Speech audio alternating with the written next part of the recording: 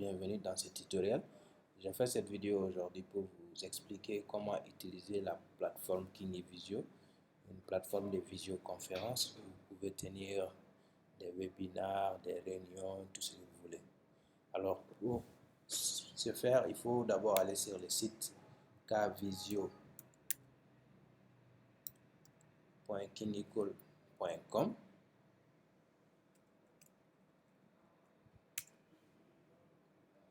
Voilà, une fois sur la plateforme, si vous avez déjà un compte, il suffit de vous connecter. Si vous n'avez pas de compte, vous devez en créer un. Et pour ce faire, il faut cliquer sur s'inscrire en haut ici à droite.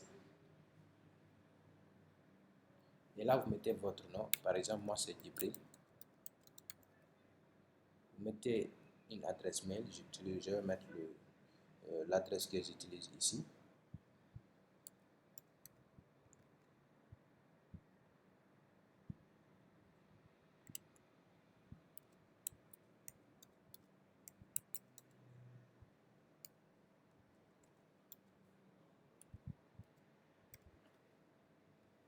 Et vous mettez un mot de passe.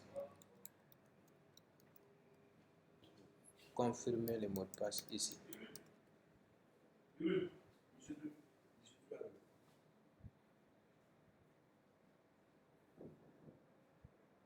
Ok, et là, dès que vous créez le compte, vous êtes directement connecté. Et là, vous avez un premier lien que vous pouvez utiliser pour faire des appels vidéo. Vous pouvez aussi créer un salon. Vous pouvez venir ici. Par exemple, Metes et Kinivisio.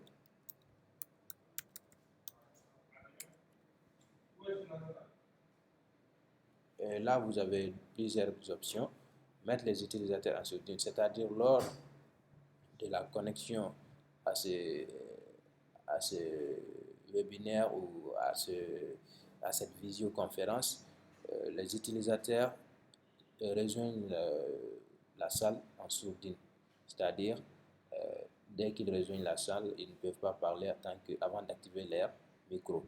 Ici, vous pouvez activer ça aussi. Ça, c'est pour permettre à plusieurs personnes de ne pas se connecter tant que le modérateur ou la personne qui gère la visioconférence ne leur a pas donné son autorisation. Ici, c'est Hello any user to start this meeting. Toute personne peut démarrer cette réunion. Et ça, c'est pas bon. Il faut un modérateur pour démarrer la réunion. All users join as moderator. Ici aussi, il ne faut pas cocher ça tant que vous ne voulez pas nommer tous les utilisateurs comme étant des modérateurs. Ici, automatic join to me in the room. Les gens sont automatiquement connectés à la salle. Voilà. Et après ça, vous cliquez ici. Create room, créer la salle. Après la création de la salle, ça c'est le lien qui permet d'accéder à la salle. Vous pouvez cliquer ici, copier ce lien là et l'envoyer à toute personne que vous voulez qui participe à la visio, à la conférence ou au webinaire. Après, vous avez la possibilité de vous déconnecter et faire tout ce que vous voulez. Sinon, vous démarrez directement ici. Si vous envoyez ce lien là aux gens, il suffit qu'ils cliquent sur le lien pour rejoindre la visioconférence. Ils n'ont pas besoin de se loguer ou bien de se connecter quoi que ce soit. Il suffit de cliquer sur le lien. Et vous, en tant que modérateur, vous avez la possibilité de démarrer la visioconférence depuis ici, démarrer.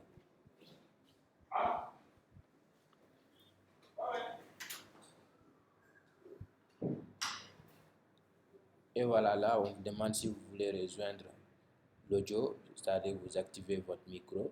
Et là, il faut cocher sur oui.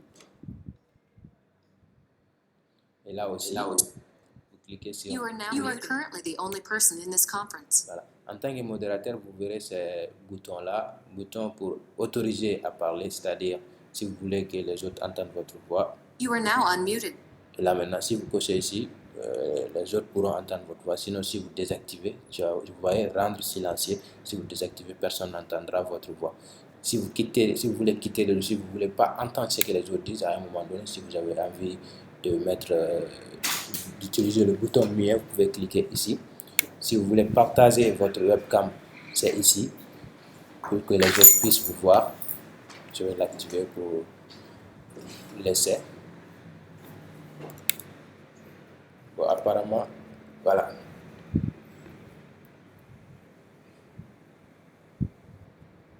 Et vous attendez.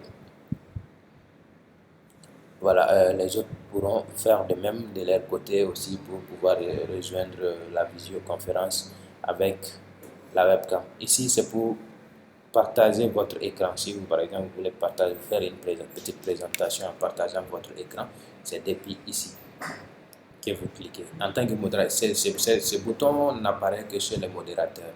Si vous voulez que les autres aussi puissent l'utiliser, il faudra les nommer en tant que des modérateurs. Pour le moment, je suis seul dans cette discussion parce que je n'ai envoyé le lien à personne. Sinon, vous pouvez aussi faire un clic droit sur votre nom à vous. Si vous voulez demander la parole, définir le statut.